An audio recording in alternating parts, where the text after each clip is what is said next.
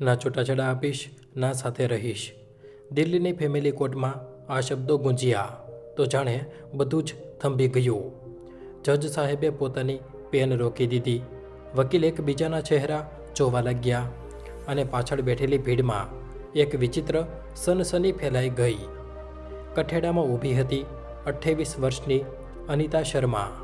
મોંઘી સાડી, મેચિંગ કરિયાણા અને હોઠો પર એક રહસ્યમય સ્મિત, જેને જોઈને કોઈ કહી ન શકતું હતું કે તેની જિંદગીમાં કોઈ ભૂકંપ આવેલો છે. તેની સામે ઊભો હતો તેનો પતિ દીપક શર્મા, આંખોમાં લાલાશ અને ચહેરા પર લાચારી લઈને. તે જજ સાહેબ પાસે ભીખ માંગી રહ્યો હતો. જજ સાહેબ, હું મારી પત્ની સાથે સમાધાન કરવા માંગુ છું, પણ જો તે મારી સાથે ન રહેવા માંગતી હોય તો મહેરબાની કરીને મને છૂટાછેડા આપી દો. મને આ ગૂંગળામણથી આઝાદ કરી દો. જજ સાહેબ, શ્રીમતી અનિતા શર્મા, તમે શું ઈચ્છો છો? જજે અનિતા તરફ જોતા સવાલ કર્યો. અનિતાના હોઠો પર એ જ રહસ્યમય સ્મિત હતું. તેણે જજ સાહેબની આંખોમાં જોતા પૂરા આત્મવિશ્વાસ સાથે કહ્યું, જજ સાહેબ, ના તો હું આમની સાથે રહીશ અને ના તો આમને છૂટાછેડા આપીશ. જજ સાહેબના ચહેરા પર ગુસ્સો અને આશ્ચર્ય એક સાથે હતા. શ્રીમતી અનિતા, ના તમારે તમારા પતિ સાથે રહેવું છે, ના તેમને છૂટાછેડા આપવા છે. આ કોર્ટ છે, કોઈ મજાક નથી ચાલી રહ્યો. હું કોઈ મજાક નથી કરી રહી. જજ સાહેબ, મારો આ નિર્ણય બિલકુલ અડગ છે. અનિતાની વાત સાંભળતા જ દીપક ત્યાં જ કઠેડામાં લગભગ પડી ગયો. તેની આંખોમાંથી આંસુ વહેવા લાગ્યા. જજ સાહેબ સમજી ગયા હતા કે આ કોઈ સામાન્ય પતિ પત્નીનો ઝઘડો નથી. આ એક એવી ઉખાણી છે જેના મૂળમાં કોઈ ઊંડું રહસ્ય છુપાયેલું છે. દીપકના વકીલ વર્માજીએ ઊભા થઈને કહ્યું, માય લોર્ડ, આ મારા અસીલના માનવ અધિકારોનું ઉલ્લંઘન છે. આ માનસિક ક્રૂરતાની હદ છે. ત્યારે જ અનિતાના વકીલ હસ્યા. માય લોર્ડ, એવું તો કાયદામાં ક્યાંય નથી લખ્યું કે જો પત્ની સાથે ન રહેવા માંગતી હોય તો તેને છૂટાછેડા આપવા જ પડશે. દીપકના અવાજમાં એક હતાશ પતિનું દર્દ છલકાયું. જજ સાહેબ, હું તો આજે પણ આમની સાથે ઘર વસાવવા માંગુ છું. મેં આમને મનાવવાની કોશિશ કરી, આમના માતાજી સાથે વાત કરી, સગા સંબંધીઓ અને મિત્રો પાસે પણ કહેવડાવ્યું. હું સમાધાન કરવા તૈયાર છું, પણ આ સાંભળવા તૈયાર જ નથી. જજ સાહેબ હેરાન હતા. એક બાજુ એક લાચાર માણસ આઝાદીની ભીખ માંગી રહ્યો હતો અને બીજી બાજુ રહસ્યમય પત્ની જે તેને એક અદૃશ્ય સાંકળમાં બાંધીને રાખવા માંગતી હતી. શ્રીમતી અનિતા શર્મા, તમારા પતિ તમારી સાથે રહેવા માંગે છે તો તમને શું તકલીફ છે? જજે કહ્યું. અનિતાએ એક તીખી નજર દીપક પર નાખી. પછી સામે જોતા કહ્યું, જ્યાં ઇજ્જત જ ના હોય ત્યાં રહીને શું કરીશ? જજ સાહેબ, ઇજ્જત? દીપક બરાડી ઉઠ્યો. મેં તને કઈ બેઇજ્જતી આપી છે? જણાવ તો ખરી. અનિતાએ એક કટાક્ષવાળા સ્મિત સાથે કહ્યું. એ હું તમને નહીં, જજ સાહેબને જણાવીશ. દીપકનો વકીલ ઊભો થયો. માય લોર્ડ, મારા અસીલને માનસિક રીતે હેરાન કરવાનું કાવતરું ઘડવામાં આવી રહ્યું છે. જજ સાહેબે વકીલને શાંત કરાવ્યા અને અનિતાને સીધું પૂછ્યું, ઠીક છે અનિતાજી, તમે જણાવો, શું તમારા પતિએ તમારી સાથે કોઈ મારપીટ કરી છે? અનિતાએ કહ્યું, ના જજ સાહેબ, હાથ તો ક્યારેય નથી ઉપાડ્યો. શું દહેજની માગણી રાખવામાં આવી છે? ના. દીપકના ચહેરા પર થોડી રાહત આવી, પણ ત્યારે જ અનિતા બોલી, જજ સાહેબ, ઘા માત્ર શરીર પર નથી હોતા, દિલ પર પણ લાગે છે, જે વધારે ઊંડા હોય છે. તમે મને પહેલાં આખી વાર્તા જણાવો, શરૂઆતથી, જજે કહ્યું. અનિતાએ એક એવી નજર દીપક પર નાખી જાણે તે કોઈ જીવડું હોય અને બોલી, જજ સાહેબ, અમે એક મિત્રના લગ્નમાં મળ્યા હતા. મને તેમની આંખમાં એક વિચિત્ર ઈમાનદારી અને ઠેરાવ દેખાયો. એક સીધો સાદો છોકરો જેની દુનિયા ભવિષ્યની યોજનાઓની આસપાસ ફરતી હતી અને હું મારી દુનિયા મોટા મોટા સપનાઓથી ભરેલી હતી. તેમની નજરોમાં મારા માટે જે ઇજ્જત હતી તેણે મને પહેલી જ મુલાકાતમાં તેમની તરફ ખેંચી લીધી. પછી વાતોનો સિલસિલો શરૂ થયો, જે કલાકો સુધી ફોન પર ચાલતો રહ્યો. તેમને મારો ચુલબુલપણું પસંદ હતું અને મને તેમની વાતોમાં છુપાયેલી સચ્ચાઈ. દીપકે કહ્યું હતું, અનિતા, હું કોઈ શહેજાદો નથી, પણ વાયદો કરું છું, તને મારી રાણી બનાવીને રાખીશ. તારી દરેક નાની મોટી ઈચ્છા પૂરી કરીશ. મેં પણ મજાકમાં પૂછ્યું હતું, અને જો હું કોઈ એવી વસ્તુ માંગી લઉં જે તમે પૂરી ન કરી શકો? દીપકે જવાબ આપ્યો હતો, હું તારા માટે આસમાનમાંથી તારા પણ તોડીને લાવી શકું છું. જણાવતા અનિતાની આંખોમાંથી એક આંસુ ટપકી પડ્યું. એ એક વાયદા પર મેં મારી આખી દુનિયા તેમના નામે કરી દીધી હતી. જજ સાહેબ, કોઈ છોકરી આવા વાયદાઓ પર વિશ્વાસ નહીં કરે. લગ્નના દિવસે તેમણે મને કહ્યું હતું, અનિતા, આજથી મારી દરેક ખુશી તારી છે અને તારું દરેક દુઃખ મારું. મેં મારા મા બાપ, મારું ઘર બધું પાછળ છોડીને ખૂબ ખુશી ખુશી આમની સાથે એક નવી જિંદગીની શરૂઆત કરી. અનિતાનો અવાજ હવે કઠોર થઈ ગયો. પણ મને શું ખબર હતી કે જે કાચનો મહેલ હું મારા સપનાઓમાં બનાવી રહી હતી તે લગ્નના થોડા જ મહિનાઓ પછી વિખેરાઈને ટુકડાઓમાં વહેંચાઈ જશે. જજ સાહેબે ઊંડો શ્વાસ લીધો. તો પછી એવું કયું વાવાઝોડું આવ્યું કે નોબત અહીં સુધી પહોંચી ગઈ. અનિતાનો ધ્રુજતો અવાજ હવે તેજ અને ધારદાર થઈ ગયો. વાવાઝોડું તો એકવાર આવે છે જજ સાહેબ, અને બધું જ બરબાદ કરીને ચાલ્યું જાય છે. મારી જિંદગીને તો રોજ એક નવું વંટોળ બરબાદ કરતું હતું. અનિતાએ દીપક તરફ આંગળી ઉઠાવી. લગ્નને 3 વર્ષ થઈ ગયા જજ સાહેબ. હું તમે વિશ્વાસ કરશો, આ 3 વર્ષોમાં આ મને એકવાર પણ ક્યાંય બહાર ફરવા નથી લઈ ગયા. જેણે આસમાનમાંથી તારા તોડી લાવવાની કસમો ખાધી હતી, તેમણે મને ઘરની 4 દિવાલોમાં કેદ કરીને રાખી દીધી. તે મને રાણી બનાવવાના હતા, પણ બનાવી દીધી એક એવી કેદી જેની દુનિયા સવારે રસોડાથી શરૂ થતી હતી અને રાત્રે આમની જ રાહ જોવામાં પૂરી થઈ જતી હતી.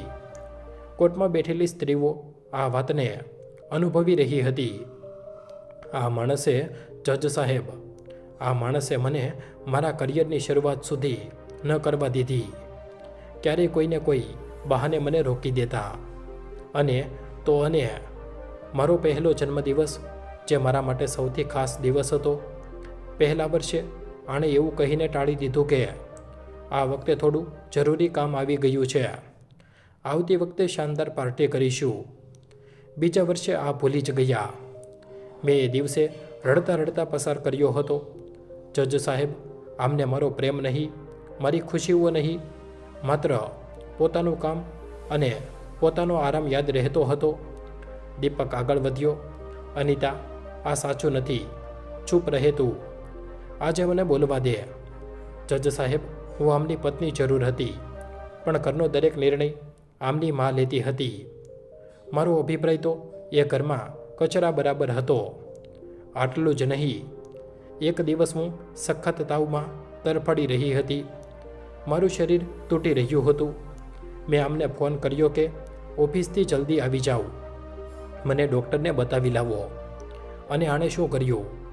આણે પોતાની માને ફોન કરીને કહી દીધું, મમ્મી, તમે અનિતાને ડૉક્ટર પાસે લઈ જઈને દવા અપાવી દો.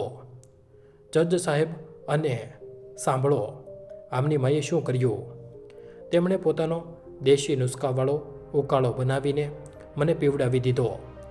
અને મારા મહાન પતિએ બીજી વાર ફોન કરીને મારી તબિયત પૂછવાની પણ તસદી ન લીધી. આખરે મારી માં ઘરે આવી અને મને ડૉક્ટર પાસે લઈ ગઈ. મને આરામ આવી ગયો હતો.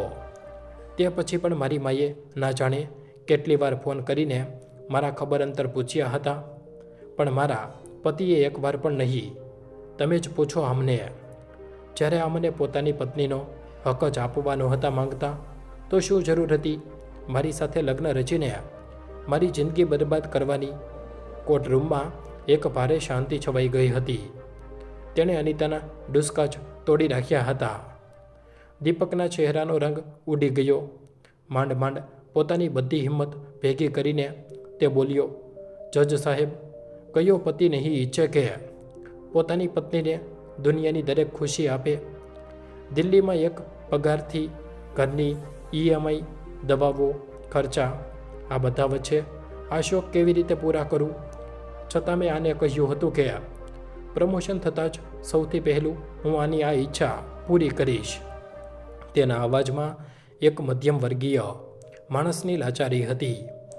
અનિતા, તારા પહેલા જન્મદિવસે હું ઘરે આવવામાં મોડો જરૂર થઈ ગયો હતો, પણ એ દિવસે હું ફૂલોનો ગુલદસ્તો અને તારી મનપસંદ મીઠાઈ લઈને આવ્યો હતો.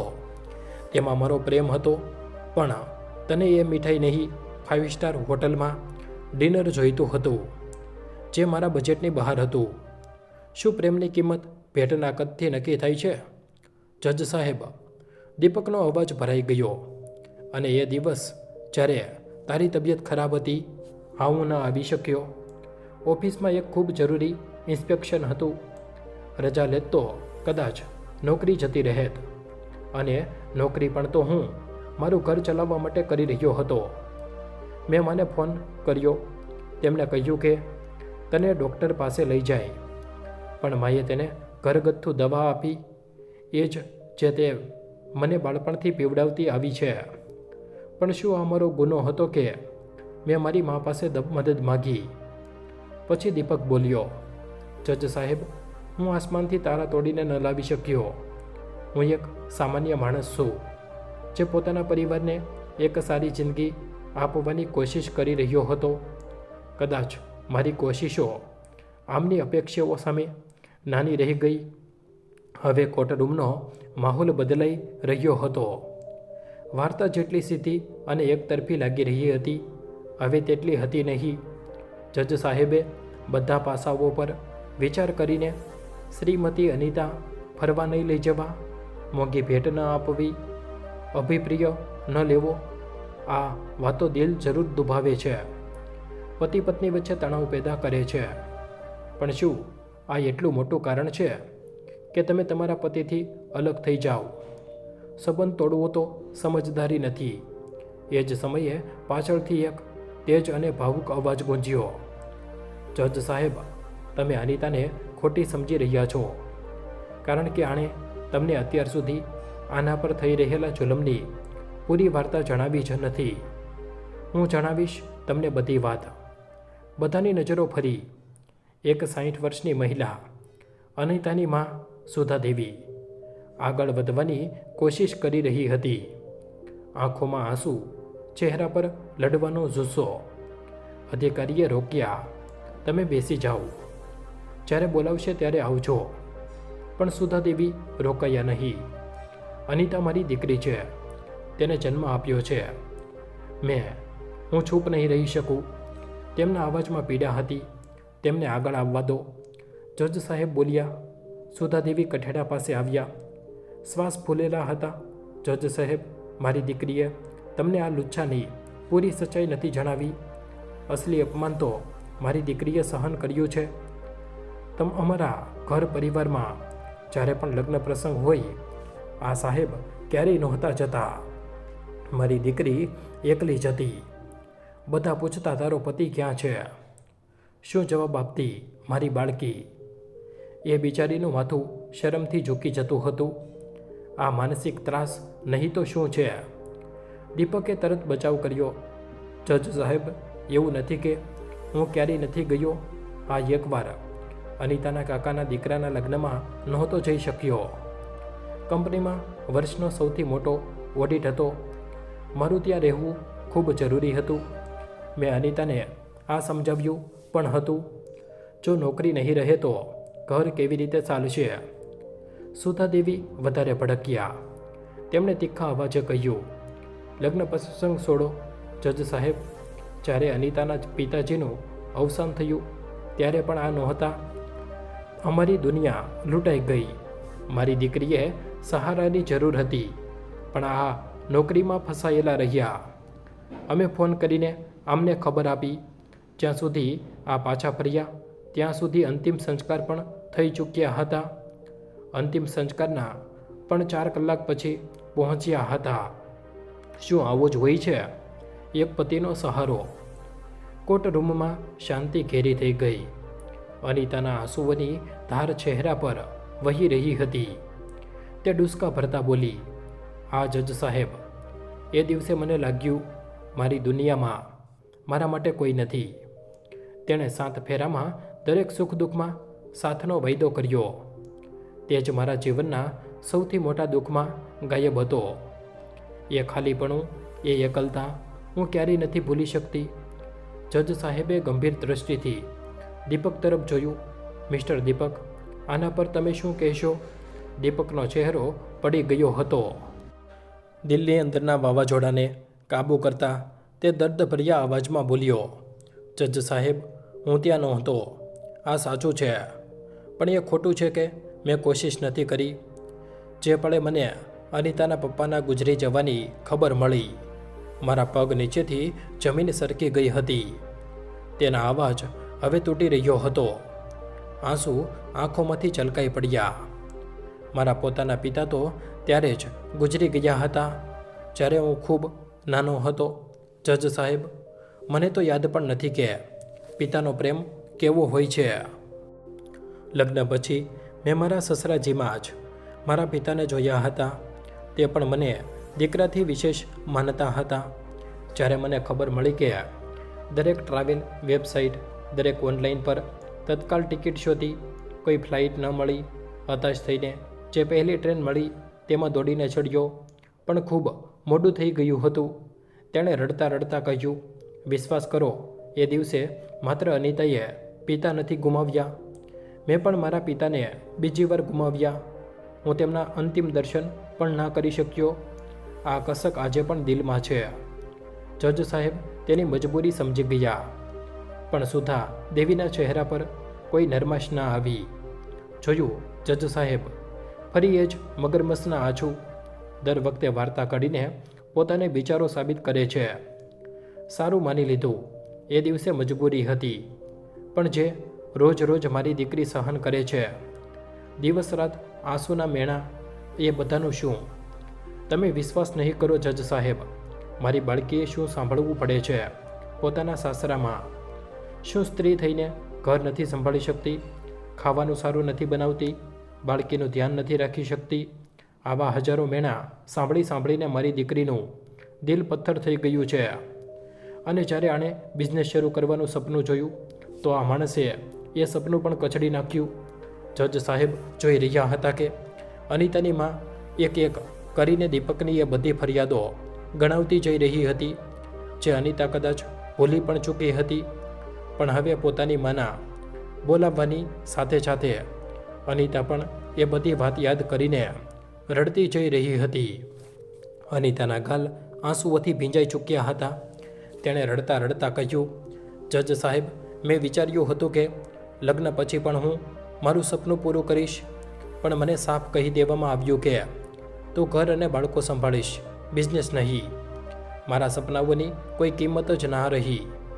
જજ સાહેબે ધ્યાનથી દીપક તરફ જોયું. "શું આ સાચું છે મિસ્ટર દીપક? જો અનિતાજી બિઝનેસ કરવા માંગતા હતા તો તેમાં કોઈ વાંધો તો નહોતો ને?" દીપકે તરત માથું ઉઠાવ્યું. અવાજ તૂટી રહ્યો હતો, પણ મક્કમ હતો. "ના જજ સાહેબ, મેં ક્યારેય આને ના નથી પાડી. અમારી દીકરીને ટાઇફોઇડ થઈ ગયો હતો.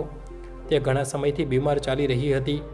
મેં બસ આટલું કહ્યું હતું કે જ્યાં સુધી તેની તબિયત ઠીક નથી થઈ જતી ત્યાં સુધી થોડા સમય માટે રાહ જો.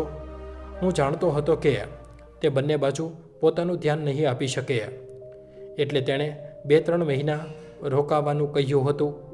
મેં અનિતાને કહ્યું હતું કે બાળકીના સાજા થયા પછી હું પોતે તેના સપના પૂરા કરાવવામાં તેની મદદ કરીશ. અને જ્યાં સુધી માની વાતોનો સવાલ છે જજ સાહેબ, ડૉક્ટરે બાળકીને બહારનું ખાવાનું ખવડાવવાની ના પાડી હતી. માં બસ એટલું જ કહેતી, ઘરનું સારું ખાવાનું ખવડાવો, પણ અનિતા તેને પેકેટ ફૂડ મેગી ખવડાવી દેતી હતી. માં ટોકતી તો અનિતાને ગુસ્સો આવતો. આ જ વાત પર કકળાટ થતા રહેતા. દીપકે આંસુઓને લૂંચતા કહ્યું, મેં દર વખતે વચ્ચે પડીને બચાવ કરવાની કોશિશ કરી, પણ ના માને સમજાવી શક્યો, ના અનિતાને. આ વચ્ચે સૌથી વધારે તૂટ્યો હું પોતે છું, જજ સાહેબ. કારણ કે હું બંને પથ્થરો વચ્ચે પીસાઈ રહ્યો હતો. દીપકનો અવાજ ભરાઈ ગયો અને તે ત્યાં કઠેડામાં માથું નમાવીને રડી પડ્યો. એક 32 વર્ષના મર્દને કોર્ટમાં આમ ઘ્રુસકે રડતો જોઈ આખી કોર્ટમાં એક વિચિત્ર શાંતિ છવાઈ ગઈ. પણ અનિતાની માં પર આની કોઈ અસર ન થઈ. આ મગરમચ્છના આંસુ છે, જજ સાહેબ. જુઓ કેવી રીતે રડી રહ્યો છે. ભૂલો છુપાવવાનું એક નવું નાટક છે. આની બધી દલીલો ખોટી છે. એક પૈસા માટે તડપાવે છે. આ મારી બાળકીને તેની નાની નાની ઈચ્છાઓ પણ પૂરી નથી કરી શકતો. એટલે મારી દીકરીએ નક્કી કર્યું છે કે તે કાયદા મુજબ દર મહિને આના પાસેથી ભરણ પોષણ લેશે, પણ આને આઝાદ નહીં કરે. આ પણ આ જ સંબંધમાં બંધાયેલો રહેશે. જો અમારી દીકરીને ખુશ નથી રાખી શકતો તો અમે પણ આને બીજી સ્ત્રી સાથે ખુશ નથી જોવા માંગતા. જજ સાહેબ નિવેદનોને માપી તોલી રહ્યા હતા. એ પહેલાં કે તે કંઈ બોલે, દીપકના વકીલ મિસ્ટર વર્મા તરત ઊભા થઈ ગયા. અવાજમાં ગુસ્સો અને મક્કમતા હતી. જજ સાહેબ, એક વાત હજુ છે જેનો અત્યાર સુધી ખુલાસો નથી થયો, કહેતા તેમણે એક જૂનો સાફ સુથરો દસ્તાવેજ કાઢીને જજ સાહેબ તરફ લંબાવ્યો. આ દીપકનો નિમણૂક પત્ર છે. 3 વર્ષ પહેલાં બેંગ્લોરની મોટી મલ્ટીનેશનલ કંપની તરફથી મળ્યો હતો. પેકેજ 25 લાખ વાર્ષિક. આજે જે કમાઈ છે તેનું 3 ગણું. પણ આમણે ઠુકરાવી દીધું. જજ સાહેબે આશ્ચર્યથી દસ્તાવેજ જોયો. કેમ આટલી શાનદાર નોકરી કેમ છોડી? આનાથી સારું તો કંઈ હોઈ જ નહોતું શકતું. સ્વીકારી લીધી હોત તો આજે તમારા સંજોગો કંઈક અલગ હોત. વર્માજીએ એક નજર અનિતા પર નાખી. તેનો ચહેરો ભાવશૂન્ય હતો. પછી કડક અવાજમાં બોલ્યા, જજ સાહેબ, આ સવાલ મિસ્ટર દીપકને નહીં, આમની પત્ની અનિતા શર્માને પૂછો. જજ સાહેબ આશ્ચર્યથી વર્માને જોવા લાગ્યા. હા જજ સાહેબ, વર્માએ પૂરા દમથી કહ્યું. કારણ કે અનિતા શર્મા બેંગ્લોર શિફ્ટ નહોતી થવા માંગતી. કહેતી હતી, હું મારા મા બાપથી દૂર નથી જઈ શકતી અને મારા હસીલે પોતાના કરિયરનો સૌથી મોટો મોકો પાત્ર એટલે ઠુકરાવી દીધો જેથી અનિતાને પોતાના પરિવારથી દૂર ના જવું પડે. વકીલે તીરની જેમ સવાલ ફેંક્યો. જે માણસે પોતાની પત્નીની એક ઈચ્છા માટે પોતાનું ભવિષ્ય દાવ પર લગાવી દીધું, તેના પણ તેની પત્ની એક પૈસા માટે તડપાવવાનો આરોપ લગાવી રહી છે. આ ક્યાં સુધી વ્યાજબી છે? દીપકના વકીલના ખુલાસાથી કોર્ટરૂમમાં ભૂકંપ આવી ગયો. જજ સાહેબ સહિત બધા હેરાન રહી ગયા. બધાની નજરો અનિતા પર હતી. મૂર્તિની જેમ ઊભી હતી. ચહેરો શરમથી ફિક્કો પડી ચૂક્યો હતો. કંઈ બોલી નહોતી શકતી. સુધાદેવી પાસે પણ શબ્દો નહોતા. આ એક એવું સત્ય હતું જેને નકારી નહોતું શકાતું. જજ આદિત્ય શર્માએ દસ્તાવેજ જોયો. પછી અનિતાનો પીળો ચહેરો, તેમની અનુભવી આંખોને હવે વાર્તાના એ હિસ્સા દેખાવા લાગ્યા જે અત્યાર સુધી અંધારામાં હતા. સુધાદેવીને લાગ્યું બાજી હાથમાંથી નીકળી રહી છે. આંસુ ભરેલી આંખોથી જજ સાહેબ તરફ જોયું. જજ સાહેબ, આ તો સિક્કાની એક બાજુ છે. અમે અમારી દીકરીને રાજકુમારીની જેમ પાળી. તેણે ક્યારેય તકલીફ જોઈ જ નથી. નાની હતી તો ઢેંગલીના વાળ બગાડવા પર રડી પડતી હતી. હું અને આના પપ્પા ત્યાં સુધી ચેનથી નહોતા બેસતા જ્યાં સુધી તેના ચહેરા પર સ્મિત ના પાછું આવે.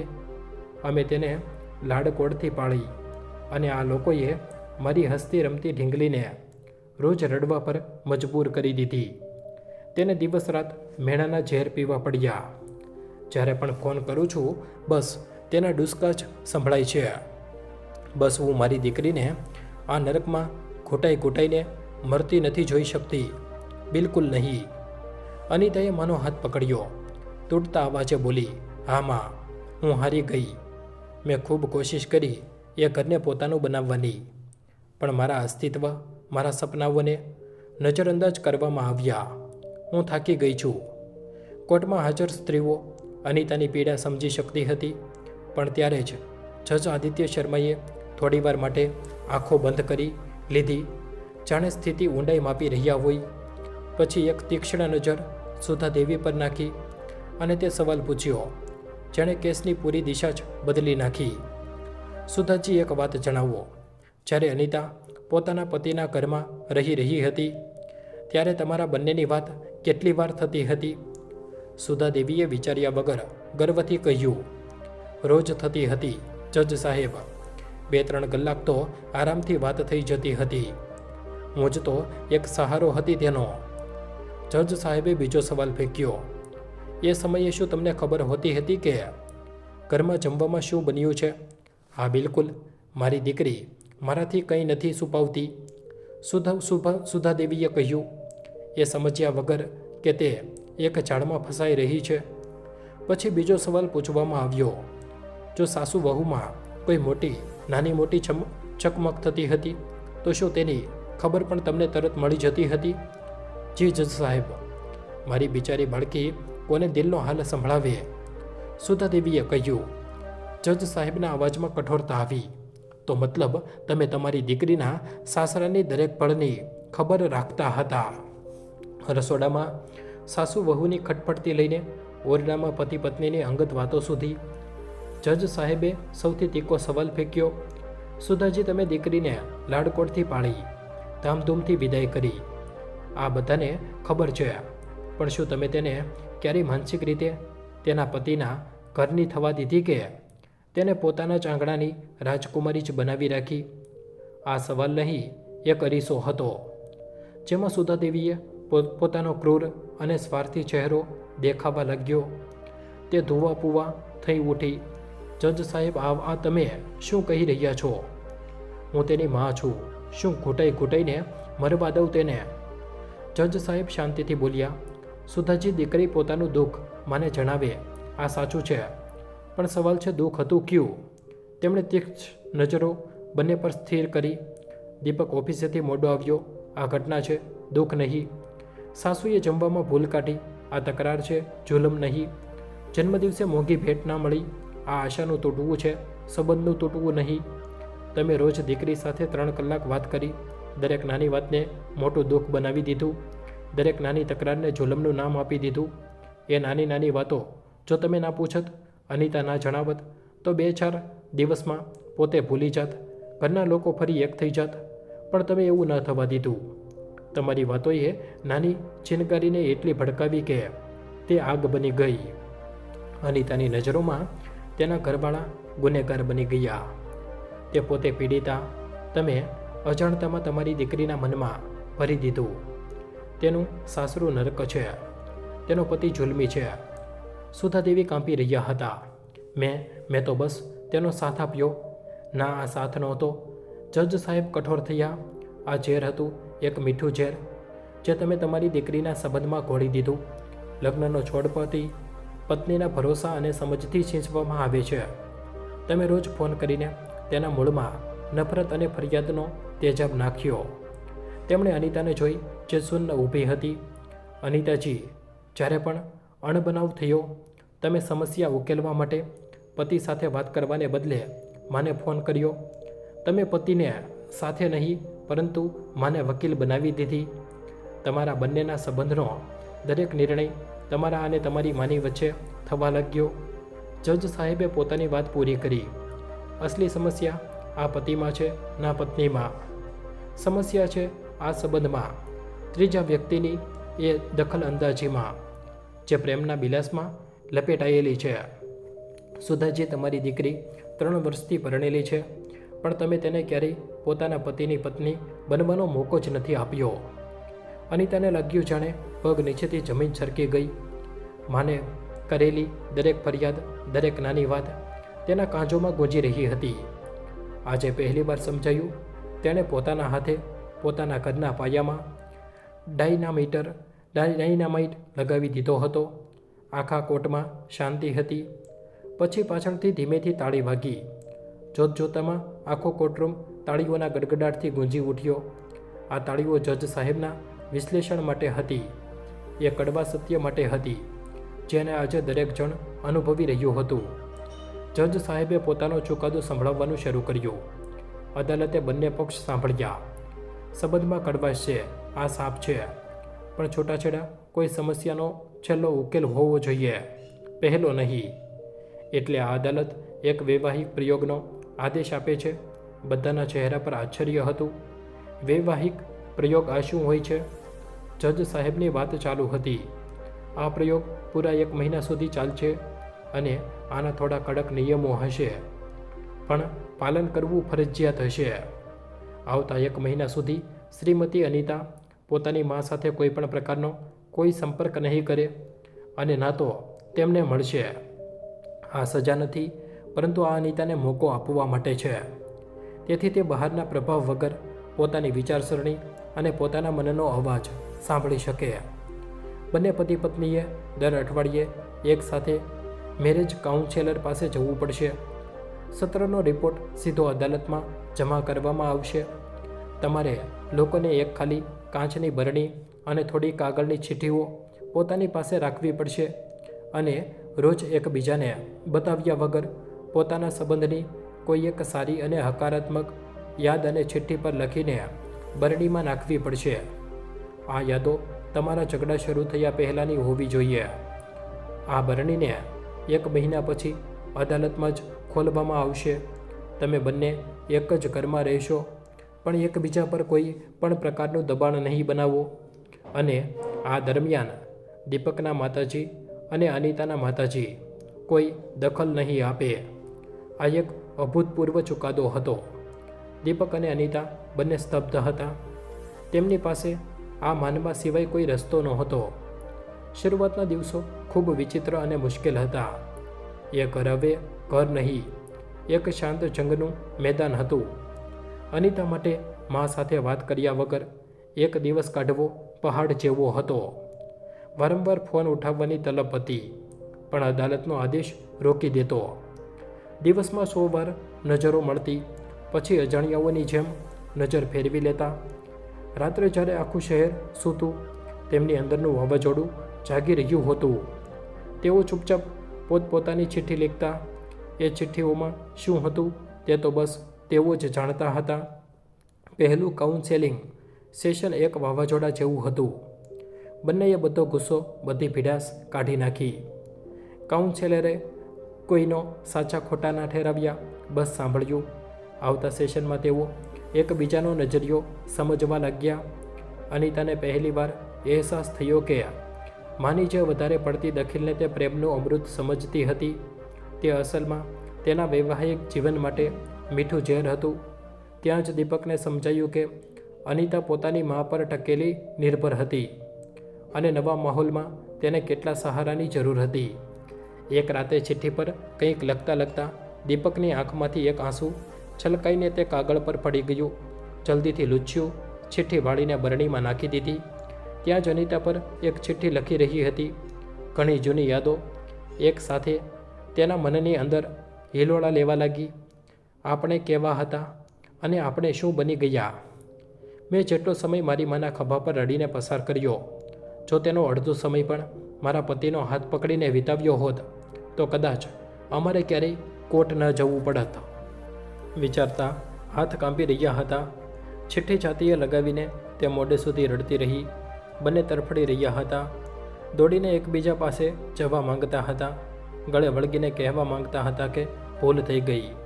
પણ બંનેની વચ્ચે અહમની એક અદૃશ્ય દિવાલ ઊભી હતી. અનિતા વિચારતી, પહેલ તેણે કરવી જોઈએ. દીપક વિચારતો, આરોપ મારા પર લાગ્યા છે, તે એકવાર માફી તો માંગે. પ્રેમ અને સ્વાભિમાનની એવી લડાઈ જેમાં બંને હારી રહ્યા હતા. એક છતની નીચે છતાં પણ એકબીજાનો અવાજ સાંભળવા માટે તરસી રહ્યા હતા. એક દિવસ ગણતા એ મહિનો પસાર થઈ ગયો. શાંતિ વધારે ઘેરી અને દર્દનાક થઈ ગઈ હતી.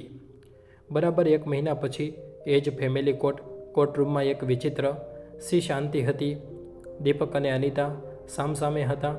તેમની વચ્ચે એક કાચની બરણી રાખેલી હતી, જે હવે ચિઠ્ઠીઓથી સલોચલ ભરેલી હતી.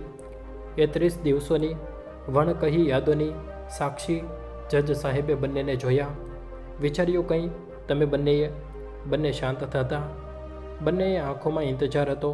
કદાચ સામેવાળું પહેલાં બોલે, પણ બંનેનો અહમ ભારે ખડકની જેમ રસ્તામાં ઊભો હતો. જજ સાહેબ હસ્યા. લાગે છે નિર્ણય હજુ પણ મુશ્કેલ છે. ચાલો પહેલાં આ બરણીને ખોલીએ છીએ, જેમાં તમારા બંનેના સંબંધની સૌથી સાચી ગવાહી બંધ છે. દીપક, તમે અનિતાની લખેલી કોઈ એક ચિઠ્ઠી ઉઠાવો અને બધાની સામે વાંચો. દીપકે ધ્રુજતા હાથે એક ચિઠ્ઠી કાઢી. તેને ખોલતા જ તેણે આંખો એક પળ માટે રોકાઈ ગઈ. તેનો અવાજ અચાનક રૂંધાઈ ગયો. તેણે વાંચવાનું શરૂ કર્યું. લગ્ન પછી જ્યારે હું મારા મમ્મી પપ્પાની યાદમાં ઉદાસ બેઠી હતી, ત્યારે જ તું મારા મનપસંદ તીખા ગોલગપ્પા ખાઈ આવ્યો હતો. મારું મન ત્યારે પણ ભારે હતું, તો તે મને હસાવવા માટે જોક્સ સંભળાવવાના શરૂ કરી દીધા. અને સાચું કહું, મેં આજ સુધી તેનાથી વધારે ખરાબ જોક્સ નહોતા સાંભળ્યા. આટલું વાંચતા જ કોર્ટમાં કેટલાક લોકોના ચહેરા પર સ્મિત આવી ગયું, પણ દીપકની આંખો ભરાઈ આવી. તેણે આગળ વાંચ્યું. પણ જ્યારે મેં તારો ચહેરો જોયો, એક સિવિલ એન્જિનિયર જે મોટી મોટી બિલ્ડિંગ્સ બનાવે છે, તે એક નાના નિર્દોષ બાળકની જેમ મને હસાવવાની પૂરી કોશિશ કરી રહ્યો હતો.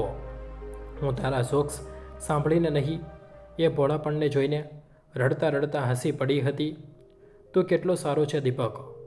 હવે દીપકનો અવાજ તૂટી રહ્યો હતો. એ ચિઠ્ઠી તેના હાથોમાંથી કાંપી રહી હતી.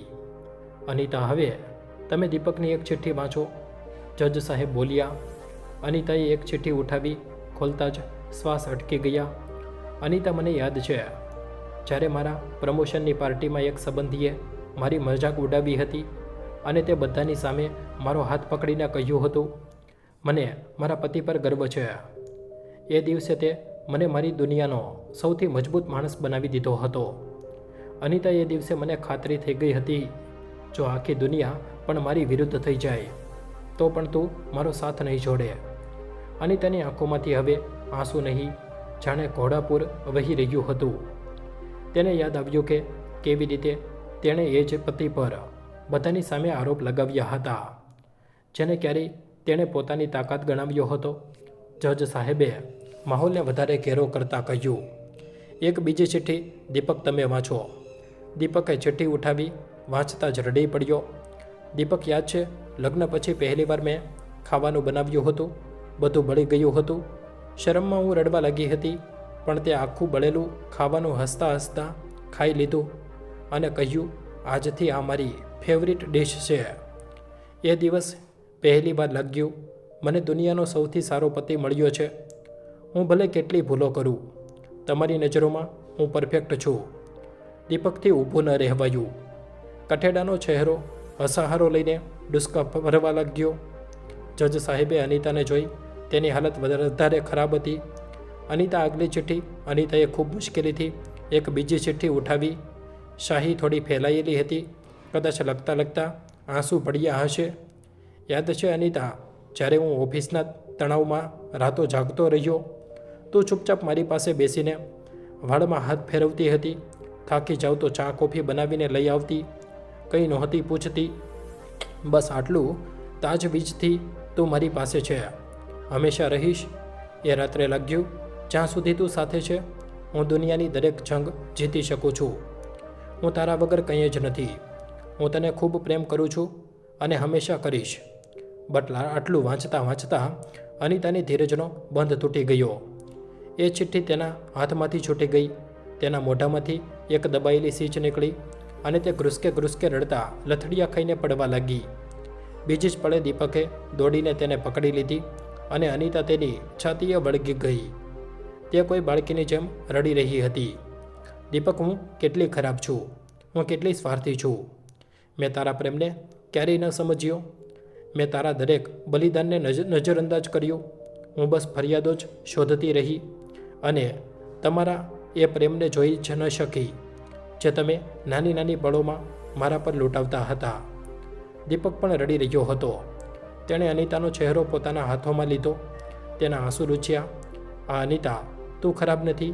આપણે બંને જ ના સમજ હતા. ભૂલ મારી પણ હતી.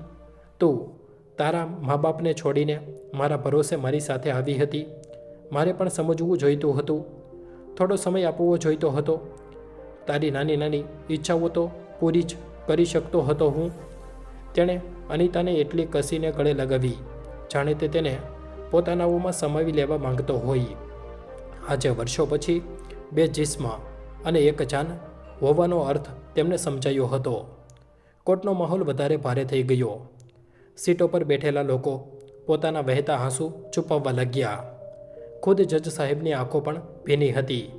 દીપકે હાથ જોડીને કહ્યું, યોર ઓનર, અમને અમારી અરજી પાછી જોઈએ છે. અમે છૂટાછેડા નથી માંગતા. જજ સાહેબ હસ્યા અને કહ્યું, મને આ જ વાતની આશા હતી. યાદ રાખો, લગ્નનો અર્થ એકબીજાની ભૂલનો હિસાબ રાખવો નથી, પરંતુ એકબીજાની ખામીઓ છતાં સાથે ઊભા રહેવું છે.